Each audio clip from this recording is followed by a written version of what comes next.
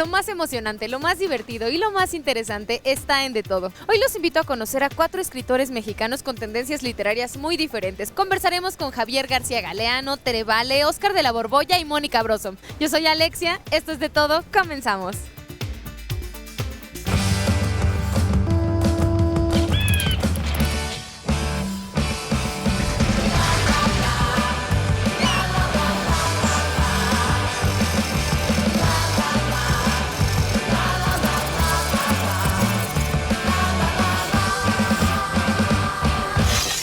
Según mi pasaporte me llamo Javier García Galeano de Rivas y entre los germanistas dicen que soy escritor, entre los escritores soy turronero y entre los turroneros dicen que soy germanista.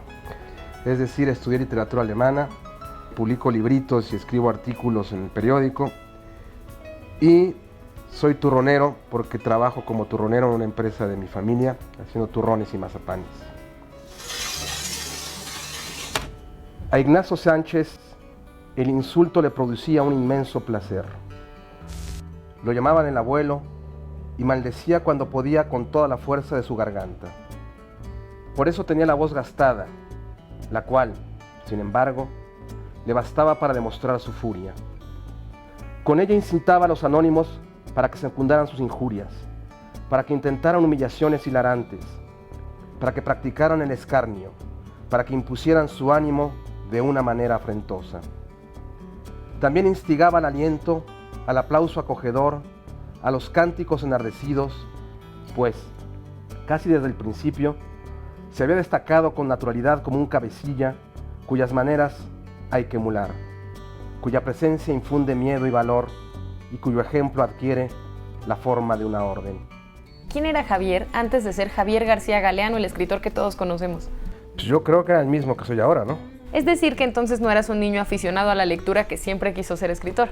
No, nunca, no, Dios me libre. Afortunadamente yo no leía la Ilíada a los 6 años, ni el Quijote, ni leía a Schopenhauer y a Platón a los 8 o los 9. No, era un niño que jugaba tenis, jugaba fútbol. ¿Y entonces en qué momento creció la vocación de ser escritor en ti? Pues conocí a unos compañeros del colegio. A pesar de que yo iba poco a la preparatoria, mis papás pagaban colegiatura, pero yo tenía el cuidado de ir poco al colegio. Pero conocí a gente como Diego García del Gállego, que hubiera podido ser un buen pintor, como Diego García Lío, que es el que creó El Equilibrista junto con Gonzalo García Barcha en la editorial El Equilibrista, y sobre todo un hombre brillantísimo que se llamaba Juan García de Oteiza, que fue editor de Turner y creó muchas cosas, un hombre muy brillante, que acaba de morir hace 2 o 3 años, 2 años se murió. Y entonces yo veía que ellos leían, y oían música clásica y veían pintura, y me di cuenta que eso era muy fascinante y que llevaba a divertirse mucho más que nada más ser un vil malhora que estaba en la esquina bebiendo y a ver a quién molestaba, ¿no? Y eso lo llevaba a disfrutar más del mundo, a tener una vida un poco más, digámoslo, interesante o más entretenida por lo menos. Javier, ¿y cómo describes tu obra? ¿Cuáles son los temas de los que te gusta hablar? ¿Cómo la describes? Pues no lo sé, yo creo que son cosas que van saliendo sin que uno se dé cuenta, uno no se propone... No, supongo que sí hay escritores que lo hacen así, ¿no? Se proponen escribir un bestseller donde haya políticos y donde haya sexo y donde haya todo ese tipo de cosas. En mi caso las historias van surgiendo así. El cuento es un género que me gusta muchísimo. Me gusta la poesía, pero me gusta más escribir prosa. Leo mucha poesía. Y pues las historias van saliendo de... Una imagen me va llevando a otra. Por ejemplo, una frase, uno dice, pues esta frase puede ser el principio de un buen cuento, ¿no? Por ejemplo, otro día estaba viendo a los ciegos que están en el metro y decía, ¿por qué se ríen los ciegos, no? Entonces creo que ahí hay el principio de una historia, o un nombre, o de una imagen. Entonces de ahí van surgiendo las historias. Yo he escrito cosas que parecen como ensayos o que parecen como divagaciones muy elementales, pero también he escrito libros con trama. Por ejemplo, Armería, un libro vaquero, es un western. Me dio por escribir un western y dije, ¿dónde lo puedo poner? Pues en Colima, y además es un buen pretexto para irme a vivir un tiempo en Colima y recorrer todo el estado, que es un estado prodigioso, ¿no? Algunos amigos míos colimotes reconocen Tecomán perfectamente en ese libro, y eso me da mucho gusto, porque también es parte, para mí, una cosa que me interesa es recrear los ambientes, los personajes que estén bien cierto tipo de personajes y ciertos ambientes que estén retratados. Los gatos no siempre se reconocen. Cuando su imagen se refleja en el cristal de una ventana, cuando se encuentran con un gato desconocido, cuando sueñan con un felino, solo tardíamente advierten su identidad animal. Suele creerse que la existencia de los gatos transcurre en la duermevela, que tratan con fantasmas de manera natural y que su cacería cotidiana de insectos, plantas y razones importa una prestidigitación. Sin embargo, pueden irrumpir en eso que llaman realidad en la forma del reclamo de un maullido, de un juego recurrente, de un arañazo. ¿Qué influencia podemos encontrar en tus textos? Yo creo que de los escritores que más me han influido, y espero tener un poco de ellos, uno fundamental es Salvador Elizondo. Yo lo leí Farabef por primera vez en la preparatoria y me pareció un libro deslumbrante y es yo creo que el escritor que más he leído y yo creo que él me influyó y espero que haya influido en la literatura y que tenga un poco de él y de la manera de pensar. Javier, ¿y qué es para ti el oficio del escritor? Pues es un oficio como otro cualquiera. Uno podría decir que es a Liceo Diego le gustaría y a Arreola, que es como hacer zapatos o ser carpintero. Es un oficio parece que es muy noble, pero la palabra también es un vicio y yo creo que el oficio de escritor se parece mucho a ese oficio de esas señoras que se paran en Tlalpan o en Insurgentes a esperar a que pasen los clientes. El gato no reconoce su imagen cuando la refleja el cristal de una ventana. Entre los gatos que no se distinguen con facilidad de otros gatos, se hallan los gatos negros. No solo se confunden en la oscuridad de la noche o en la penumbra de los callejones. También cuando un gato negro se encuentra al sol con otro gato negro, los asalta el desconcierto. Los desenlaces de esos encuentros parecen infinitos, como los gatos, y se repiten infinitamente. Cuando reconocen a su doble, algunos gatos acaso se comprenden, acaso se avergüenzan, acaso se vuelven conmiserativos. La lucha que se entabla entre aquellos que se han considerado como un doble del otro suele resultar acerba, interminable y reiterada, como ciertos sueños recurrentes que persiguen a los soñadores y también pueden determinar la dormevela de los gatos.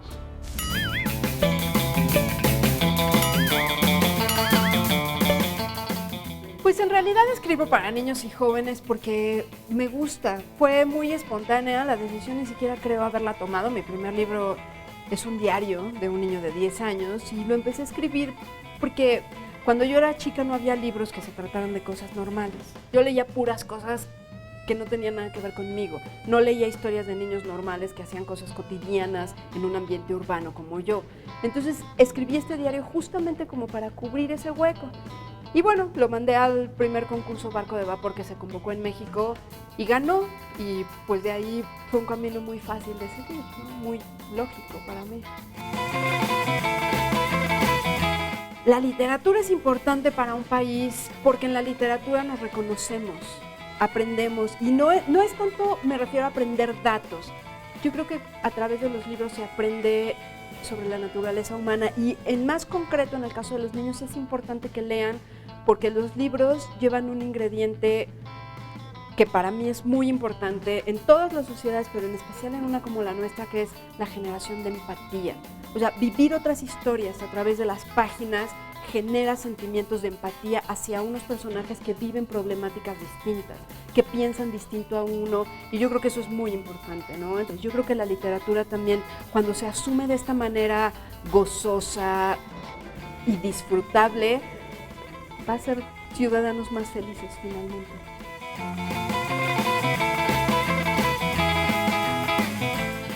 Soy Óscar de la Borbolla, soy escritor y pienso que la literatura, a diferencia de todas las demás artes, da una cosa específica que no da ninguna otra. Posiblemente comparta con el cine el ofrecernos historias, pero hay algo que nadie más da que la literatura, que justamente son las palabras. Cuando tenemos más palabras podemos vernos a nosotros mismos con mayor nitidez y también el mundo. Si tengo pocas palabras, es muy breve el mundo en el que vivo.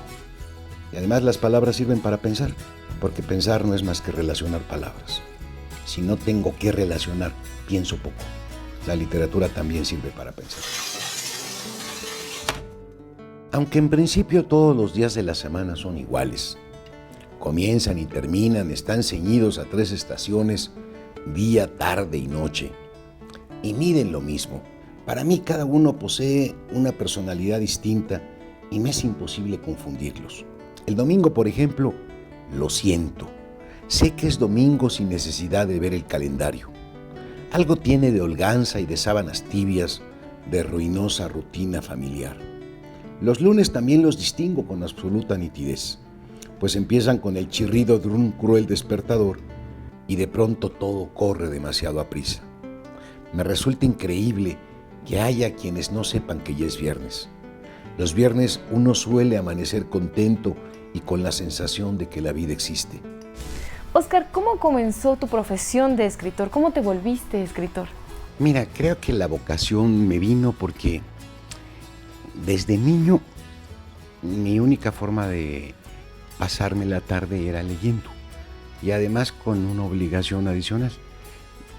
A los 5 años de edad a mi madre le dio una embolia, quedó inválida y la tenía que entretener y le leía entonces pues los pocos libros que veía en la casa. Uno de ellos, que recuerdo muy bien, era el álbum del corazón de Antonio Plaza. Eran unos poemas terribles, es un poeta terrible. Dice, me hizo nacer la suerte maldecida de sombra y luz conjunto inexplicable, así de ese tono. Y había un poema particular que hacía rabiar a mi madre y a pesar de que estaba en la silla de ruedas trataba de arrebatarme el libro, porque se trataba de la descripción de una mujer que ya habían pasado los años y decía, eres tú la fada hermosa que enrendí mi corazón ingente, bate retro infeliz vieja asquerosa, negro cadáver de ilusión ardiente, poema de un amor santo y divino, forrado de indecente pergamino. Bueno, cuando yo llegaba a este momento ella trataba de quitarme el libro. Ya para la época de la secundaria, fue creo mi primer momento de profesionalización de la escritura, porque a cambio de la torta o 20 centavos de los antiguos, yo les hacía acrósticos a mis compañeros con el nombre de sus novias y tenía éxito. Entonces vendía mis poemas en ese tiempo. Bueno, abuela, al rato vengo, deséame suerte. Y la abuela le daba un beso y la cubría con unas bendiciones que solo le duraban unos pasos, pues al llegar a la avenida nunca faltaba un majadero que le metiera una nalgada. Tenía por delante un par de curvas sinoidales que a Nanita presta de chupones le gritaban desde los taxis, y por detrás unas parábolas salvajes se mecían como lanchas en el azul marino de esa falda recta que de recta no tenía más que el nombre, que ella usaba por suponerla un atuendo formal y porque combinaba con ese suéter rojo de algodón ceñido y delgadito que se ajustaba bien a su cintura de 60 centímetros o de 3/4 a 3/4 y media, según fueran las manos que se ofrecían para medirla. Yo creo que el libro de las vocales malditas fue el que realmente hizo que me asumiera como escritor, que dejara de ser una cuestión de diletante, de pasatiempo, de trabajo personal, para atreverme a mostrárselo a los otros. Y desde tu perspectiva, después de tantos años compartiendo tus relatos con nosotros, ¿qué es ser escritor? ¿Qué es el oficio del escritor y por qué son tan importantes? Detrás de cada obra mía hay alguna propuesta filosófica. La vida de un muerto. Elegí el tema del narcotráfico para poder hablar de los narcóticos y de esta representación fantasmal que se hace el que está drogado. Y el filósofo que está detrás es Schopenhauer, para quien todo lo que nos representamos no es más que la ilusión que engendra el deseo. De hecho, las cosas comienzan a ser para mí cuando deseo algo. Y como esa es la meta, todo lo que me encuentro en el camino son los obstáculos. Yo descubro la realidad gracias al deseo y por él es que la realidad se presenta para mí. En cada cosa que hago hay alguna idea filosófica o científica. No simplemente cuento una historia, sino que entierro ahí para que la gente se familiarice con las dificultades del pensamiento filosófico sin tropezarse con las dificultades que el filósofo, por ser un inepto, no logra comunicar de manera transparente. No he dejado de ser filósofo, nada más que me he disfrazado de algo más decente, un narrador. Y Gabriela salía del restaurante con las curvas derrotadas debajo de su suéter de algodón y de su falda azul marina, y volvía a entregarse al trote de 20 calles de piropos y claxonazos que, lejos de ofenderla, le levantaban la moral tirada por el restaurantero, hasta que otra vez, segura de sí misma, se metía en la tienda de ropa en la que, cómo no, princesa, eres justo la vendedora que estábamos esperando, y en la que, antes de poder enterarse del horario de 8 a 8, de la media hora de descanso para comer y del 0.3% de comisión, el dueño ya le estaba comprobando con el método rústico del tacto la verdad geométrica de esas curvas. El tiempo te va a colgar, princesa. Lo que me las va a colgar son estos jalones, decía, y a empujones renunciaba al trabajo que aún no le daban, pero que le ofrecían entre disculpas, cuando ella, casi en la calle, se enderezaba el brasier, se acomodaba el pelo y decidía regresar a su casa, porque, abuelita, no conseguí nada, déjame que te cuente. Es un oficio que se adquiere sobre todo leyendo. El oficio del escritor realmente es ponerse a leer, luego ponerse a escribir, echar a perder muchas páginas, pasarse muchas horas imaginando, gracias a otro que sí es escritor, esas historias que nos regalan. Y un día uno empieza a sentir la necesidad de decir lo que uno trae. En el fondo, si no nos contamos a nosotros mismos nuestra vida, si no nos damos una versión de qué fue el día de hoy, lo único que le da hilación a la vida es que nos contamos la versión de lo que creemos ser. Lo que la literatura permite es ofrecerle al pueblo no un espejo de lo que es, sino un contexto donde vive ese sujeto. Creo que son importantísimos los escritores porque nos dan la visión del mundo. Los jueves son los días que más aprecio, pues por azar o por destino resulta que siempre ha sido en jueves cuando ocurren las cosas que me cambian la vida. Los jueves las hormigas salen por batallones de los hormigueros y se desplazan como lunares rojos o negros. Los jueves tienen la misma probabilidad que los martes, los miércoles o cualquier otro día. Sin embargo, en mi caso, la importancia fatídica de lo que me pasa en jueves ha hecho que todas las semanas los espere con ansia. César Vallejo dijo que moriría un jueves y yo comparto ese presentimiento. Yo soy Tere Vale, soy psicóloga, soy periodista. Para muchos niños de hoy, Gandhi es o una librería que reconocen en el mejor de los casos, o una breve nota que aparece en algún libro sobre un extraño personaje histórico. Lejos estamos de recordar en este mundo donde prolifera la agresión social y el vandalismo, la trascendental lección que difundió este hombre a lo largo de su vida al mostrarnos que las grandes batallas se pueden dar lejos de la violencia. Normalmente asociamos la literatura con la historia, fantasía, romance, poesía, pero ¿qué hay de la ciencia? Bueno, pues estamos con Tere Vale, periodista y neuropsicóloga. Pues Alexia, me da muchísimo gusto estar contigo el día de hoy para hablar de algo que a mí me apasiona, bueno, me gusta muchísimo porque es parte de mi trabajo y es tratar de hacer divulgación científica. Hay cantidad de temas interesantes que se han ido dando a conocer pues gracias a la divulgación científica.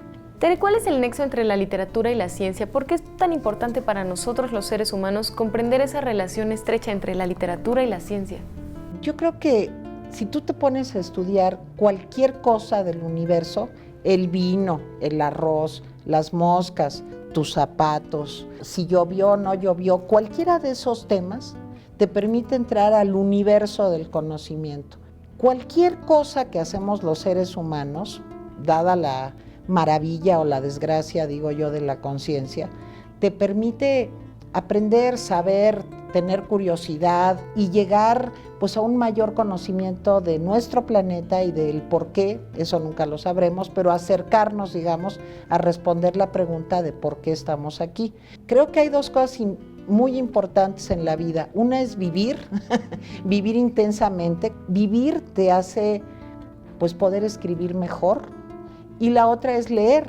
O sea, si tú has leído autores de la literatura universal, no sé, Shakespeare, Dostoyevsky, o si quieres a alguno más cercano, ¿verdad? Paul Auster, quien tú quieras, todo ese conocimiento también termina reflejándose en los libros que escribes. Uno de los más inexplicables misterios de la humanidad, que ha logrado que se desgasten las neuronas de los más preclaros cerebros de este planeta, que ha preocupado a las inteligencias más deslumbrantes de este y otros siglos, está a punto de resolverse. No crea que al fin se ha llegado a la gran teoría del campo unificado, que se descubrió la cura del SIDA o una maravillosa vacuna contra el cáncer, o que ya se sabe si fue primero la gallina o el huevo. No, lo que ya más o menos se sabe, o al menos yo creo saber, de qué demonios se ríen las hienas. Francamente ya resultaba muy sospechoso que estos feos animales se la pasaran carcajeándose descaradamente durante toda su existencia, cuando de verdad no sé por qué deben estar risa y risa, como dice un famoso chiste: las hienas se alimentan de carroña, apestan a rayos y para acabarla de amolar tienen sexo tan solo una vez al año. Este fue mi primer libro de divulgación, se llama ¿De qué se ríen las hienas? Y es un libro que trata del cerebro de los animales. Yo creo que el divulgador y su liga con la literatura es que debe de hacer sencillo lo que sabe. Una gente que de veras sabe es una persona muy sencilla, o sea, y puede expresar lo que sabe de una manera que todos lo puedan entender. El bullying es el acoso escolar, a este me refiero, aunque hay bullying también entre los adultos. Y en este libro trato de contestar algunas preguntas muy complicadas acerca de la violencia. ¿Somos todos violentos? ¿Nos volvemos violentos? ¿Qué tiene que ver la cercanía de los padres con los hijos para que ellos tengan un desarrollo correcto, digamos, como seres humanos íntegros y no violentos? El hombre es la única especie que asesina en masa, el único que no se adapta y destruye a su propia sociedad. Nicholas Tinbergen, Premio Nobel de Fisiología, 1973.